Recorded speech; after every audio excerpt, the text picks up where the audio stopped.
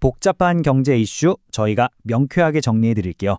오늘은 한국 증시를 그야말로 들었다 놨다 했던 지난 한 주를 5분 안에 깔끔하게 파헤쳐 보겠습니다. 지난주 우리 증시는요, 말 그대로 팽팽한 줄다리기를 했습니다. 한쪽에서는 이란 전쟁이 끝나려나? 하는 기대감이 막 피어오르고, 다른 한쪽에서는 전 세계적으로 금리를 올릴 텐데 하는 공포가 시장을 꽉 짓누른 거죠.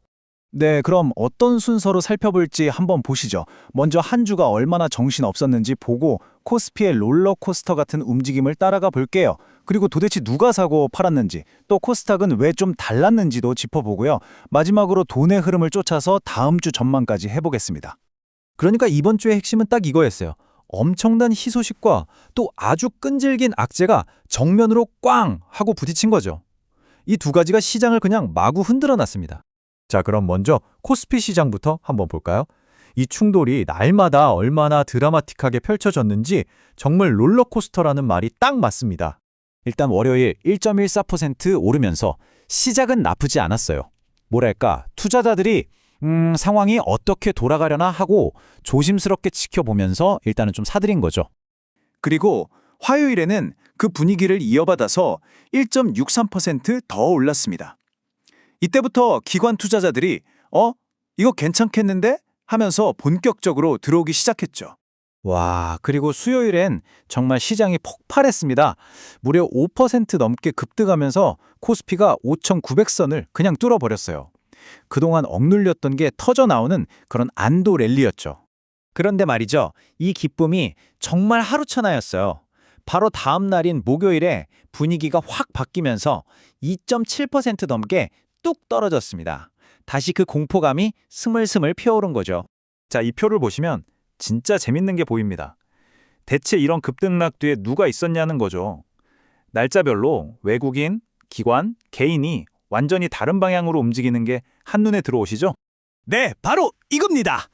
도대체 누가 사고 누가 팔았길래 시장이 이렇게 요동쳤을까? 시장의 큰 손들, 그러니까 외국인, 기관, 그리고 개인 투자자들의 속마음을 한번 들여다봐야겠죠?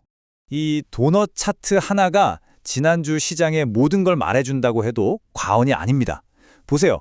기관 투자자들이 3조 6천억 원 넘게 사들이면서 지수를 끌어올렸죠. 그런데 그 위에서 외국인들은 무려 4조 7천억 원 가까이 팔아치운 겁니다. 개인들은 약간 사긴 했지만 사실상 기관과 외국인의 거대한 힘겨루기였던 거죠. 이 상황을 그림으로 그려보면 딱 이래요. 기관 투자자들이 영차 하면서 힘들게 주가를 언덕 위로 밀어 올렸는데 막상 정상에 도착하니까 외국인들이 거기서 기다렸다는 듯이 자, 이제 팔 시간이다 하면서 매물을 폭포수처럼 쏟아낸 거죠. 자, 그런데요. 이게 시장의 전부는 아니었습니다. 코스피가 이렇게 정신없는 한 주를 보내는 동안 코스닥은 좀 다른 길을 갔거든요. 한번 보시죠. 네, 맞습니다. 코스피가 그야말로 천당과 지옥으로 갈 때 코스닥은 상대적으로 꽤나 잘 버텨줬어요. 자기만의 이야기를 써내려간 거죠. 그럼 코스닥은 어떻게 버텼을까요? 몇 가지 이유가 있습니다. 우선 전통의 강자, 제약 바이오주들이 든든하게 방어막을 쳐줬고요. 또 개인 투자자들이 꾸준히 사주면서 시장을 받쳐줬습니다. 그리고 결정적으로 주 후반에 외국인들이 갑자기 매수세로 돌아서면서 금요일에 지수를 확 끌어올렸죠. 기관은 일주일 내내 팔기만 했는데도요. 자, 그럼 앞으로는 어떻게 될까요? 미래를 예측하려면 돈의 흐름을 봐야 합니다. 지금 당장 투자되지는 않았지만 시장 주변에서 기회를 엿보고 있는 대기자금, 이른바 실탄이 어디로 향하는지 추적해 보겠습니다. 이 그래프를 보시면요. 주 초반에는 돈이 쭉 빠져나갔어요. 7조 4천억 원이 나요. 그런데 금요일 하루에만 무려 3조 3천억 원이 넘는 돈이 다시 증시로 확 들어왔습니다. 이건 시장에 대한 투자자들의 관심이 다시 뜨거워지고 있다는 신호로 볼 수 있겠죠. 그리고 이게 정말 중요한 신호인데요. 금요일에 선물 미수금이라는 게 1조 3천억 원 넘게 폭증했습니다. 이게 뭐냐면 투자자들이 앞으로 시장이 더 크게 움직일 거라고 보고 그걸 이용해서 더 큰 수익을 내려고 빌린 돈이거든요. 그러니까 일부 투자자들은 앞으로 시장이 위든 아래든 엄청나게 변동할 거라는데 크게 베팅하고 있다는 뜻입니다.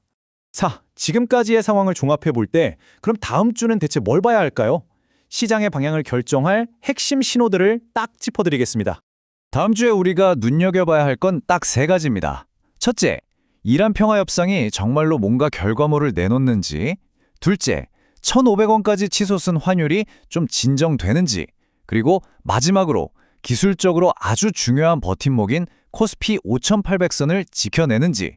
이 세 가지가 시장의 운명을 가를 겁니다. 결국 다음 주 시장도 지난주와 마찬가지로 희망과 공포 사이의 싸움이 될 겁니다.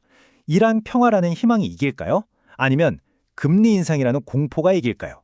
여러분의 생각은 어떠신가요?